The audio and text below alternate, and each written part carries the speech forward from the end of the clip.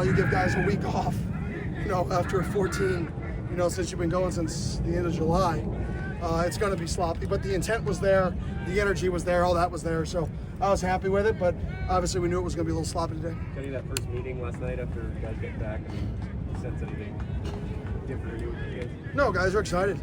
Guys are excited to be back out here. They're excited to get back to work.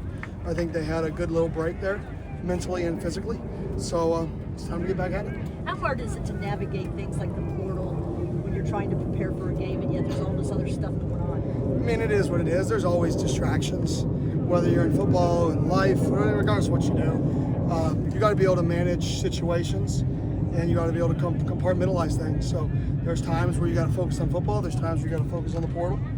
There's times where you got to focus on your own guys. I mean, it's just part of it. I mean, it's always balancing multiple things. How many guys of your guys that went to the portal are practicing? Marquiston's practicing, who he committed to Florida State, which is awesome for him, getting back to where he started, where I originally coached him, which is great for him. He's out here practicing. He's going to be huge for us here in the Peach Bowl. You have Shamari Wilson, who's out there practicing, who's plays for a lot of packages for us on defense, and he's back out here. Then you have guys that just still want to be a part of it out here too, like the Bordas, who's over here in one-on-ones, and the guys are getting excited about him getting a rep and winning a rep in one-on-ones. So we kind of got a mix of guys that are helping us on scout team versus guys that are going to help us on game day. But like I said in my press conference, my job is to help these guys, and if just because they want to enter the portal doesn't mean they shouldn't have the opportunity to continue to be on the team to finish out the year if that's what they want to do. There's no manipulation tactic behind it. It's merely just be on the team or not. It's up to you, but just know you're supported either way. Kenny, when you were striking, I would just the demand that he sets in terms of toughness, physicality, effort. He's definitely set a really, really high standard in that room for what it looks like to achieve at a high level. I think he's a winner, and when you have winners at your program, good things happen. Kenny, when you were stocking your team through the portal last year, bringing on newcomers, is there a certain type of player you were looking for? Yeah, good kids, super competitive. As I said, you're a good kid, you're super competitive, you love ball. That was our style. People that had positive attitudes or just smiles about them, right? Just talking to them wasn't miserable, I would say. I actually enjoyed building a relationship. At the end of the day, these coaches and us and these players, we're around each other so much. If you don't genuinely like being around somebody, it's going to be horrible to be around that dude for that much amount of time. So if all those things all go into it. Kenny, have you gotten an answer yet from the league regarding the appeal of Shamari? Yeah, as of now, Shamari's out. They ruled it as targeting.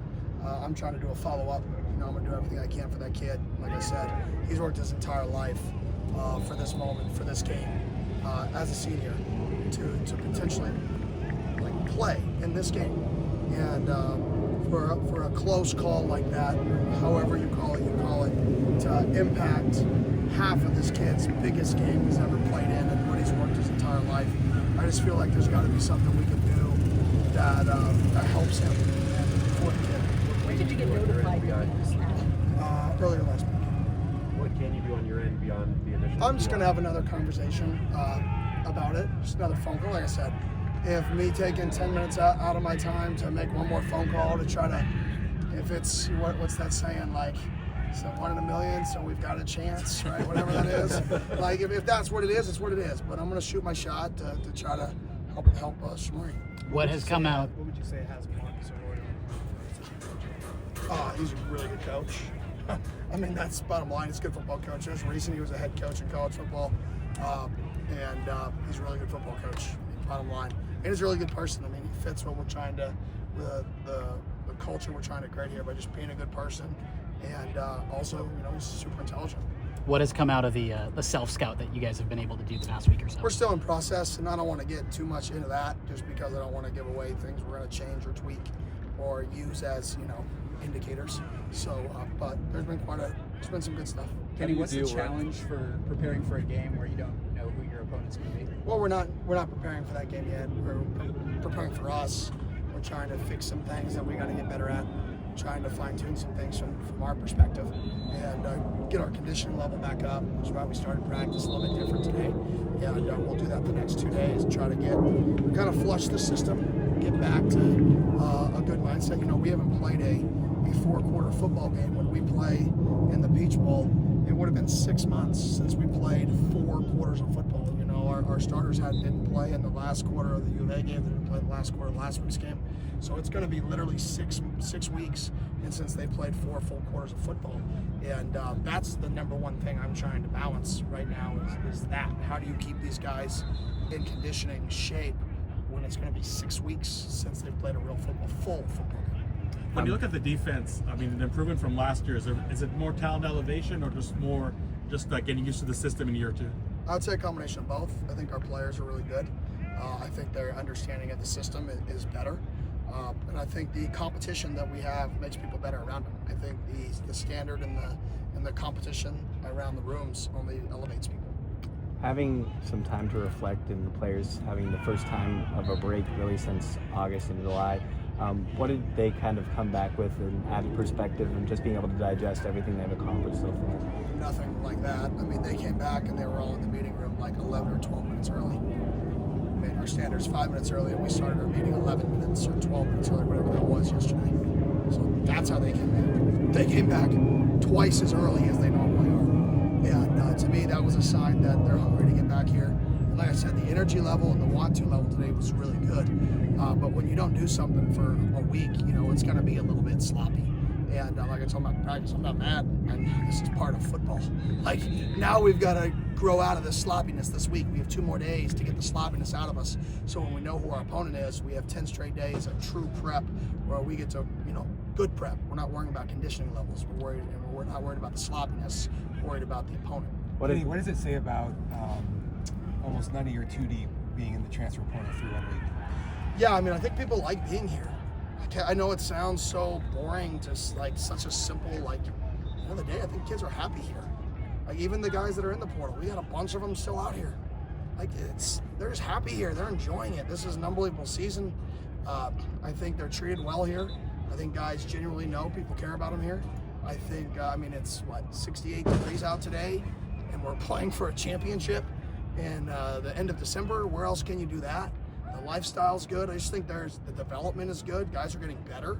I think all of it is just a place where people just want to be. They like each other. And I think in this world where it's difficult to build culture, and there's, everybody says you can't build anymore, you're building teams. I'm maybe old school and I may be stuck in my ways, and even though I'm young, I still believe that culture is important. I still believe trying to retain your roster and keep your roster and keep the guys in your roster happy is still important. And I still believe in all those old school principles. In keeping all those guys, is that also something the administration is stepping up in terms of NIL money, the collective, the community? Yeah, I think the community's done an awesome job with everything, and I think, like I said, I think our guys are making sacrifices to want to be here. And I think that's such a cool thing that, they want to be here, they know what they want, and, who knows, there still may be a couple guys that go in, you never know, things change with tampering and people always doing it. It's not even tampering, it's legal. Other collectives calling kids, you never know what's going to happen at the end of the day. But I know this, the majority of our guys, if not everybody out here, truly want to be here. And if a situation happens where they can't be here because of, A, B, and C from something else, that I get it. It's everybody has their own life. You got to do whatever is best for yourself and whatever can get you to where you want to go. But I'm just happy everybody's out here today. We're competing, and I think the guys want to be here. How was the recruiting side of the portal gone so far for you? It's been good. We had 2 guys visit this weekend. 2 of the guys visit this weekend. 2 of them committed, and that's big time. For us, 2 of the guys that were here this weekend commit and sign, which is definitely different. You can sign guys so fast. That's why the portal's just operating so fast. We'll have another guy show up today. We'll have about 5 to 7 guys show up midweek. Some other guys this weekend. So, we're not taking a lot of guys out of the portal, so we're being very, very selective with who we take, who we bring in. And the hardest thing in this process is seeing really good players and saying no. It's not saying yes to every really good player. It's meeting guys, being around guys, and then being like, man, this dude's super talented, but I don't think it's going to fit, or I don't think it's going to work. It's the hardest part of saying no. I heard you say earlier that Jeff Sims plans on coming back. So what does that say about him that he wants to be here? probably obviously not going to be the guy. Yeah, and I don't want to put words in his mouth. Up to this point, we had conversations about him coming back, so I don't want to, whatever he chooses to do, I'm going to support him. But I do believe that's his intention to this point. And it just says, just goes to what I said earlier. Like, kids are happy here. They feel like they're being developed. They feel like they're getting better. And at the end of the day, when you're a competitive person, all you want to do is be at a place where you feel like you're growing. A lot of people are just growing. They feel like they're getting better, and that their game's getting better, and then he's genuinely happy here. And I think there's great power and happiness. For knowing how much you had to restock your roster last season, was it difficult to say no to some players if they didn't fit who you wanted, but you thought maybe talent-wise they could help the team? Yeah, talent's great, and there's a lot of teams that can acquire so much talent. It doesn't matter. I don't think we're one of those teams. I think we have to be a team that we acquire talent that fits us. Talent that fits our vision, talent that fits our program, talent that our guys like, guys that are super competitive. Our guys talk to our guys on visits. Our guys know most of the guys that we bring in. And if they're like, Coach, this dude isn't a dog, or this dude isn't competitive, or I called my buddy at school A and they said this, all right, that's not the guy for us then. Yeah, even though we had him ranked number 1 on our board, the same token, like the mentality of people is equally, if not more important than the physical skill set. Now, don't get me wrong, you got to have a physical skill set, right? Like, this guy's great, I'm competitive, I can't go out there and play. But if you hit the physical skill set to play, and you may be, 2 to 3 notches below somebody above you, but we know you're wired right, I definitely want that guy that's wired right. Players being twice as early as usual, what does it say about their desire to achieve something even larger than everybody expected them to do already, and yet they're still not satisfied? Yeah, if you're satisfied, now, golly, something's wrong. You have an opportunity to be one of 8 teams left in college football playing for something. You're hearing right now. That's awesome. That's exciting. But if you're satisfied, when you have a chance to be one of 8 teams left in a sport that started with over 130, and you're like, oh, well, we made it. Golly, that'd be disappointing to me, because I think we're different than that. And I think the fact that they showed up shows that they're different than that, we're going to, game by game, day by day, we're going to be the very best versions of us and see how far we go. See what it takes us. You had a chance to reflect on your own personal journey going from coaching at the park and trying to carve out to life the field, but coaching in I have not. I don't really. I'm not much of a reflector like that. This isn't about me. I know I have a fun story, so people like to make it about me, and it's cool and unique. But this is about the guys. This truly is. I think we're the 6th in the history of sports or something. I saw we're the 6th biggest underdog to achieve. I was reading something. It was the miracle on ice was 2 and we're 6. Come on, guys. Let's be a little more realistic. Maybe you guys just didn't. Maybe just the changing of the college landscape has opened up an opportunity for people to be, greater outliers. But that's not taking away anything from our guys. It's more, I felt like we had a good team from the start, and I think our guys have definitely exceeded expectations. And I think they hope to continue to exceed expectations, but this isn't about me. If the Miracle on Ice was number 2, what was number 1? I don't even remember. Was it Douglas Tyson? I don't remember what it was. Some friend of mine from high school sent it to me, and I clicked it, and I looked at it. I thought it was gonna be one of those links that are a joke. So I clicked it. I'm like, what funny thing is about to be in here? And I'm like, oh gosh, we're number 6 on this list. Bad list. I know you're tiring of talking about yourself, but you always have said that you're a positive person. Where does that stem from? Does that go back to your mom, your dad? Where does that come from? I don't know, probably my mom.